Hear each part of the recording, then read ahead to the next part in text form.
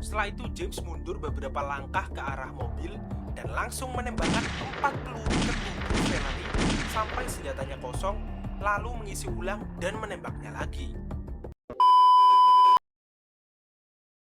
Kasus dari James Hanratty adalah salah satu kasus yang kontroversial karena publik sampai saat ini masih meragukan apakah James adalah pelaku sebenarnya di balik kematian Gregson atau ada orang lain yang sudah merencanakan kematian Greg dan membuat James menjadi kambing hitam dalam kasus ini.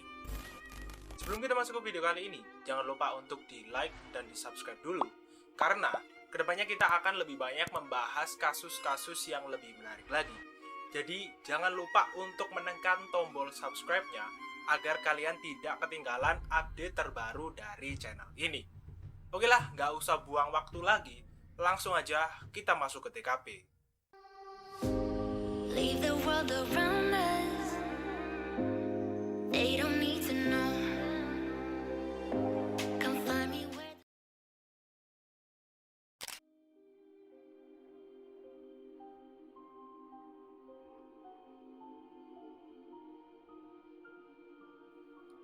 James Hanratty lahir pada tanggal 4 Oktober 1936 di daerah Van Borket. Dia adalah anak tertua dari 4 bersaudara dari pasangan James Francis Hanratty dan istrinya Mary Ann Hanratty. 1 tahun setelah James lahir, keluarganya memutuskan untuk pindah ke daerah sekitar Stadion Wembley di barat laut London. Status ekonomi keluarga Hanratty bisa dibilang tergolong menengah ke bawah. Sebetulnya, hal ini cukup wajar karena dalam kurun waktu tahun 30-40-an, Perang Dunia masih terjadi. Keadaan ini diperparah lagi karena ayah dari James ikut berpartisipasi di Perang Dunia Kedua. Pada tahun 1938, James, saudaranya, dan 800.000 anak lainnya harus dievakuasi dari kota London karena alasan keamanan. Dan benar saja, sekitar tahun 1940, London mendapatkan serangan udara yang dahsyat dan memberikan dampak yang cukup parah. Sedari kecil, James sudah digambarkan memiliki mental yang bermasalah dan tingkat intelijensi yang rendah. Orang tua James yang tidak menyadari kekurangan anaknya, kemudian memasukkannya ke sekolah umum yaitu St. James Catholic High. Alhasil, saat usianya 11 tahun, para guru menyatakan bahwa James ini sangat kesulitan untuk memahami dan mengikuti kegiatan pembelajaran karena keterbelakangan mental yang dimilikinya dan mereka menyarankan agar James ditempatkan di sekolah khusus. Orang tua James langsung membantah tudingan para guru itu dan bersikeras tidak mau memindahkan James ke sekolah khusus. Setelah meninggalkan sekolah pada usia 15 tahun, James yang masih buta huruf ikut ayahnya bekerja di Departemen Kebersihan Umum sebagai pemilah sampah. Dan pada bulan Juni tahun 1951, James jatuh dari sepedanya dan dia mendapatkan luka yang lumayan serius dan membuatnya tidak sadarkan diri selama 10 jam. Setelah keluar dari rumah sakit, perilaku James menjadi sangat aneh. Suatu hari, dia kabur dari rumah tanpa membawa barang apapun. Orang tua James yang panik kemudian langsung mencari keberadaan anaknya, apalagi keadaannya masih belum stabil karena mengalami kecelakaan yang lumayan parah. Setelah mencari selama 8 minggu, akhirnya James ditemukan pingsan di pinggir jalan di daerah Brighton. Kemudian dia dibawa ke rumah sakit Royal Sussex dan setelah diperiksa, dokter mengatakan bahwa James ini menderita dehidrasi dan kelelahan. Setelah ditelusuri lebih dalam, ternyata James selama ini bekerja serabutan di kota Brighton. Dokter yang menangani James kemudian merujuknya ke rumah sakit St. Francis Hayward Health, yang dimana rumah sakit ini khusus menangani pasien yang memiliki gangguan mental. Di sana dia menjalani kraniotomi yang bertujuan untuk mengeluarkan tulang flap agar dokter bisa memeriksa otaknya. Dokter pun memberitahu bahwa penyebab perilaku aneh James cukup kompleks. Pertama, dia mengatakan bahwa James merasa tidak senang dengan keadaan keluarganya yang kacau, dan dia mengakui memiliki rasa takut kepada ibunya, dan dia tidak memiliki rasa simpati ke ayahnya. Dan penyebab yang kedua adalah keterbelakangan mentalnya. Sebetulnya, tidak ada diagnosa yang pasti terhadap James, tetapi dokter memberikan kesimpulan bahwa dia mengalami epilepsi atau sindrom pasca gagal otak yang mempengaruhi kepribadiannya. James pun akhirnya dikirim orang tuanya ke rumah bibinya untuk memulihkan keadaan mentalnya. Pada tahun 1954, Soho dikenal sebagai distrik hiburan di London. Pada awal abad ke-20, kawasan ini memiliki reputasi sebagai pusat penjualan properti seksual, kehidupan malam, dan industri film. Hal itu membuat orang-orang berbondong-bondong untuk datang ke sana, tidak terkecuali James Henretti. Dia sangat menyukai tempat itu, pergi ke bar untuk minum-minum, pergi ke klub, dan yang lebih parahnya, dia di sana ikut terseret masuk ke dunia kriminal, di mana dia bertemu Charles French, partnernya saat dia melakukan tindakan kriminal. Nampaknya, dia benar-benar terpengaruh dampak negatif dari pergaulannya di Soho, di mana dia mulai melakukan berbagai tindakan kriminal seperti mencuri sepeda motor dan membobol rumah. Dan tidak lama setelah itu, dia ditangkap karena mengendarai sepeda motor curiannya dan tidak memiliki SIM. Tapi, kejadian itu tidak membuat dia jerah. 1 tahun kemudian, saat dia berusia 18 tahun, dia 2 kali masuk penjara karena kasus pembobolan rumah dan pencurian. Dan dia dikirim ke penjara Wormwood Scrub. Selama berada di balik jeruji besi, keadaan mentalnya sangat hancur. Dia merasa menjadi manusia yang paling tidak berguna di dunia. Puncak depresinya terjadi saat dia mengiris nadinya untuk mengakhiri penderitaannya. Setelah dia dirawat di rumah sakit, dokter yang menanganinya kemudian mengidentifikasi James sebagai psikopat. Meskipun sudah beberapa kali masuk bui, tetapi tetap saja DNA kriminalnya tidak bisa dihilangkan dari dirinya. Puncak dari kejahatannya terjadi pada tanggal 22 Agustus 1961, di mana dia membunuh seorang pria bernama Michael John Gregston dan memperkaos sekaligus menembak pacarnya yang bernama Valerie Jane Story sampai sekarat. Gregston adalah seorang ilmuwan di Road Research Laboratory di Slough, sedangkan Story adalah seorang asisten di laboratorium yang sama dan sedang menjalani hubungan asmara dengan Gregston. Gregston sendiri telah berpisah dari istrinya Janet yang tinggal bersama 2 anak mereka di Abbots Langley. Kejadian ini bermula di sore hari ketika Valerie dan Gregston sedang menikmati sore hari dari dalam mobil di sebuah ladang jagung di Dorney Ridge. Ketika mereka sedang asik berbincang dan memadu kasih, tiba-tiba seorang pria mengetuk jendela pintu pengemudi, dan ketika Gregston menurunkan kaca jendelanya untuk berbicara dengan pria itu, tiba-tiba pistol berjenis black revolver langsung ditodongkan ke wajahnya. Dan pria itu berkata, "Ini adalah perampokan. Saya adalah orang yang putus asa. Saya sedang dalam pelarian selama 4 bulan. Jika Anda melakukan apa yang saya perintahkan, maka Anda akan selamat. Kamu akan baik-baik saja." Kemudian pria itu masuk dan duduk ke kursi belakang dan menyuruh Gregston mengemudikan mobilnya masuk lebih jauh ke dalam ladang. Pria itu kemudian menahan mereka di sana selama 2 jam dan mengoceh tanpa henti. Valerie ingat bahwa pria itu memiliki aksen yang sangat kental. Dia mengucapkan things sebagai things dan thing sebagai thing. Dan inilah yang nantinya akan menjadi penentu penangkapan pelaku. Mobil yang dikendarai Gregston sempat terlihat bergerak menuju bir hotel di kawasan Maidenhead. Menurut Valerie, saat itu James meminta untuk dibelikan makanan dan juga rokok.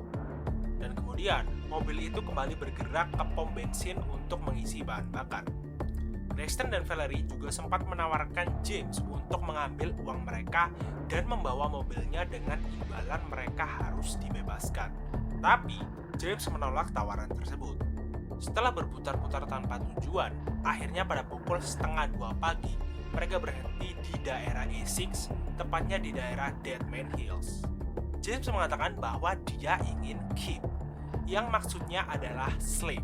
Kemudian, dia berkata bahwa dia harus mengikat Gregston dan Valerie agar mereka tidak bisa macam-macam. James yang melihat tas yang berisi pakaian bersih, kemudian menyuruh Gregston untuk mengambil dan memberikan kepadanya. Tetapi, saat Gregston akan menyerahkan tas itu, kemudian terdengar suara letusan senjata api sebanyak 2 kali yang berasal dari kursi belakang. Valerie kemudian berteriak sangat kencang tepat setelah 2 peluru itu bersarang di kepala Gregson. Kemudian James yang melihat Valerie dalam keadaan terikat mulai memikirkan hal apa yang bisa dia lakukan kepada gadis itu. Kemudian, dia memerintahkan Valerie untuk menciumnya. Valerie yang menolak perintah tersebut, kemudian kepalanya langsung ditodong dengan senjata api. Alhasil, Valerie pun akhirnya dengan terpaksa bersedia untuk menuruti perintah James. Dia kemudian mengambil kain dari tas Wall dan menutupi kepala Gregson yang berlumuran darah dengan kain itu dan memerintahkan Valerie untuk pindah ke bagian belakang mobil. Ketika dia menolak, pria itu keluar dan memaksanya keluar dari mobil sambil menodongkan senjata dan kemudian mendorongnya ke kursi belakang, di mana dia memerintahkannya untuk melepas pakaian dalamnya sebelum memperkaosnya.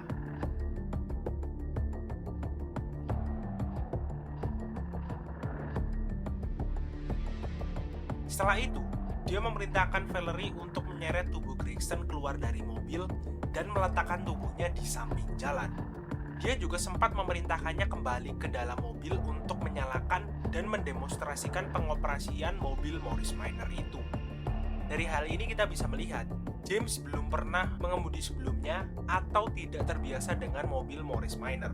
Valerie kemudian keluar dari mobil dan kembali duduk di samping jenazah Gregson. Setelah itu James mundur beberapa langkah ke arah mobil dan langsung menembakkan 4 peluru ke tubuh Valerie sampai senjatanya kosong, lalu mengisi ulang dan menembaknya lagi. Dari sekitar 7 peluru yang ditembakkan, 5 diantaranya mengenai Valerie yang langsung membuatnya jatuh ke tanah di samping tubuh Gregson. Setelah puas menghabisi pasangan itu, James kemudian mengendarai mobil Morris Minor itu dan pergi ke arah kota Luton. Valerie yang sedang berada dalam keadaan lemah dan tidak berdaya berteriak sambil melambaikan roknya untuk meminta bantuan. Tetapi sayangnya tidak ada orang yang datang dan tidak lama kemudian dia pingsan dan tak sadarkan diri. Setelah berjam-jam tak sadarkan diri, Valerie kemudian ditemukan oleh John Kerr pada pukul 6.45 pagi. John yang melihat Valerie dalam keadaan yang tak berdaya kemudian langsung menelepon polisi. John yang khawatir bahwa Valerie tidak akan bisa bertahan sampai polisi datang, kemudian mengambil sebuah buku dan menanyai kronologi kejadiannya untuk diserahkan sebagai barang bukti kepada polisi. Setelah itu, Valerie segera dilarikan ke rumah sakit dan sebelum dia masuk ke ruang operasi, dia memberikan keterangan seperti dia mengatakan bahwa pria yang menembaknya tadi sempat menyebutkan bahwa dia sedang menjadi buronan 4 bulan terakhir. Sedangkan untuk ciri-ciri penampilannya, dia mengatakan pria itu berpakaian rapi, memakai setelan berwarna gelap, dan menggunakan sepatu yang sudah disemir mengkilat. Pada Kamis malam, tanggal 24 Agustus, senjata yang digunakan untuk membunuh Gregson dan Valerie ditemukan di bawah kursi belakang bus London dalam keadaan terisi penuh dan sudah dibersihkan dari sidik jari. Polisi mengeluarkan imbauan kepada penjaga rumah penginapan untuk melaporkan tamu yang memiliki gerak-gerik yang mencurigakan. Tidak lama kemudian, manajer hotel Alexandra Court melaporkan ada seorang pria yang mengunci diri di kamarnya selama 5 hari setelah peristiwa pembunuhan itu, dan polisi kemudian langsung bergegas menangkapnya. Tersangka itu secara keliru mengidentifikasi dirinya sebagai Fredrik Duren yang sebenarnya dia adalah Peter Louis Alphon, seorang gelandangan yang hidup dari warisan dan hasil perjudian. Alphon adalah putra seorang tokoh senior di Scotland Yard.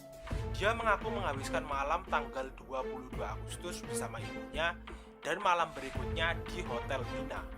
Polisi dengan cepat mengonfirmasi hal ini dan ternyata yang dikatakan Alphon benar dan kemudian dia dibebaskan. Pada tanggal 29 Agustus, Valerie dan satu saksi lainnya yaitu Edward Beckham yang melihat pengemudi Morris Minor menyusun foto identikit yang kemudian dirilis. Pada tanggal 11 September, 2 kotak selongsong peluru ditemukan di kamar tidur tamu di ruang bawah Hotel Vienna yang dicocokkan dengan peluru yang digunakan untuk membunuh Gregson dan dengan peluru yang ada di pistol yang ditemukan di dalam bus. Manajer hotel yang bernama William Nutz membuat pernyataan kepada polisi yang menyebut penghuni terakhir kamar itu bernama James Ryan. Dia juga mengatakan bahwa saat pria itu pergi, dia menanyakan jalan ke halte bus untuk bus yang berrute 36A. Tetapi saat dia dimintai keterangan lagi, anehnya dia mengubah ceritanya dan mengklaim bahwa Alphonse sebenarnya berada di ruang bawah tanah dan Ryan berada di kamar nomor 6. Polisi kemudian mengambil langkah yang tidak biasa dengan secara terbuka menyebut Alphonse sebagai tersangka pembunuhan. Alphonse kemudian menyerahkan diri dan diinterogasi secara intensif. Tetapi Valerie tidak mengenali Alphonse ketika mereka dipertemukan secara langsung. Dan kemudian dia dibebaskan 4 hari kemudian setelah ditahan atas tuduhan menyerang Michael Dalal. Setelah diselidiki lebih dalam, polisi kemudian menyimpulkan bahwa Ryan adalah James Henratty. Polisi bisa menyimpulkan hal itu karena mereka mendengarkan Henratty menelepon ke Scotland Yard beberapa kali dan selama panggilan telepon, dia mengucapkan thing sebagai thing. Akhirnya, pada tanggal 11 Oktober, Henratty ditangkap oleh polisi di Blackpool di Cafe Stephania. Dan 3 hari berselang, Valerie Story mengidentifikasi James sebagai pelaku penembakan kepada dirinya dan pacarnya setelah James mengulangi kalimat yang diucapkan pembunuh di hari itu, yaitu "Be quiet, will ya? I'm thinking." Setelah itu, Henratty kemudian didakwa dengan pembunuhan terhadap Michael Gregson.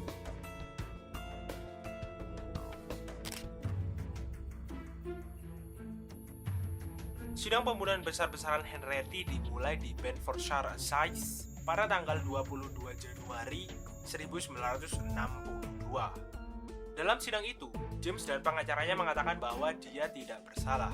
Pembelaan awal Henratty adalah bahwa dia berada di Liverpool pada hari pembunuhan itu, tapi kemudian di tengah persidangan, dia mengubah sebagian ceritanya dan mengklaim bahwa sebenarnya dia berada di daerah Rhyl, Wales Utara. Saat itu, tidak ada bukti forensik yang meyakinkan untuk menghubungkan James dengan mobil atau lokasi pembunuhan.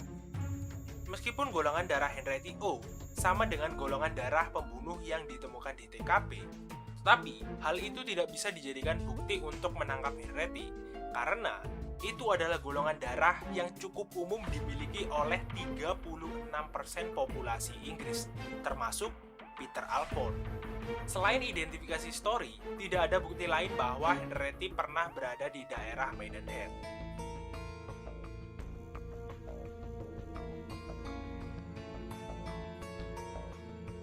Pengacara James menegaskan bahwa kliennya ini adalah seorang pencuri, bukan seorang pembunuh berdarah dingin.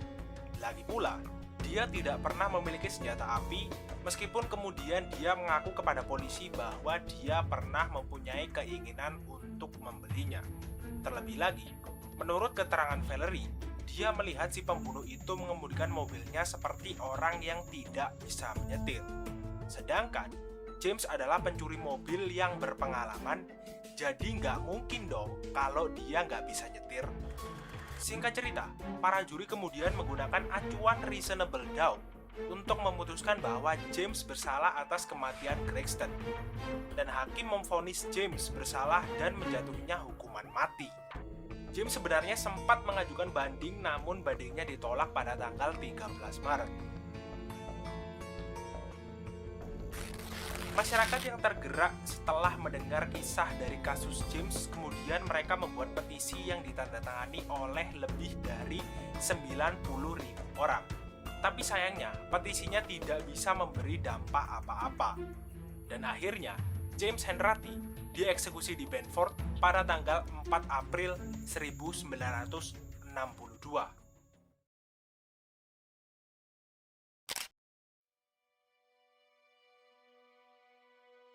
A6 Defense Committee adalah kelompok aktivis yang terdiri dari jurnalis Paul Foot, politisi Partai Buruh Vanner Brockway, John Lester, dan lain-lain.